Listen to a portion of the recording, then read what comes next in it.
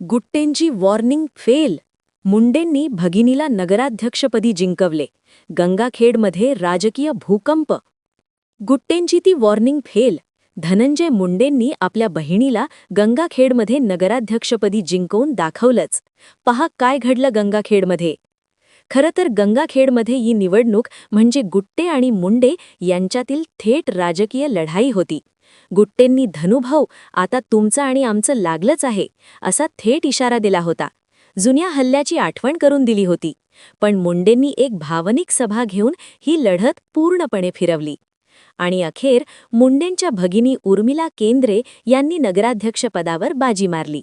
हा विजय म्हणजे गुट्टेंना मुंडेंनी दिलेला सडेतोड उत्तर मानलं जाते. मुंडेंचा गंगाखेडकडे जल्लोषासाठी प्रवास सुरू झालाय. तुम्हाला काय वाटतं? गुट्टेंना हा पराभव का स्वीकारावा लागला? कमेंटमध्ये तुमचं मत नक्की सांगा आणि अशाच झंझावाती राजकीय अपडेट्ससाठी आपल्या चॅनलला सबस्क्राईब करा. गंगाखेड नगरपरिषद निवडणुकीत माजी मंत्री धनंजय मुंडे यांच्या बहिणी उर्मिला केंद्रे यांनी नगराध्यक्षपदावर विजय मिळवला आहे. उर्मिला केंद्रे या मधुसूदन केंद्रे यांच्या पत्नी असून या निवडणुकीत त्यांची लढत रासपचे आमदार रत्नाकर गुट्टे यांनी उभ्या केलेल्या पॅनलशी थेट झाली होती. ही निवडणूक अत्यंत अटीतटीची ठरली होती.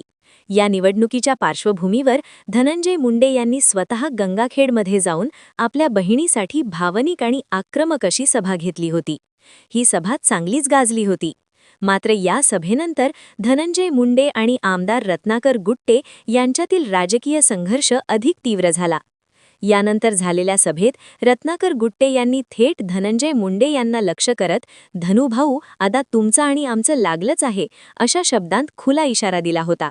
या भाषणात त्यांनी धनंजय मुंडे यांच्या भूतकाळातील काही जुन्या घटनांचा उल्लेख करत त्यांच्यावर झालेल्या हल्ल्याच्या कटाची आठवण करून दिली होती.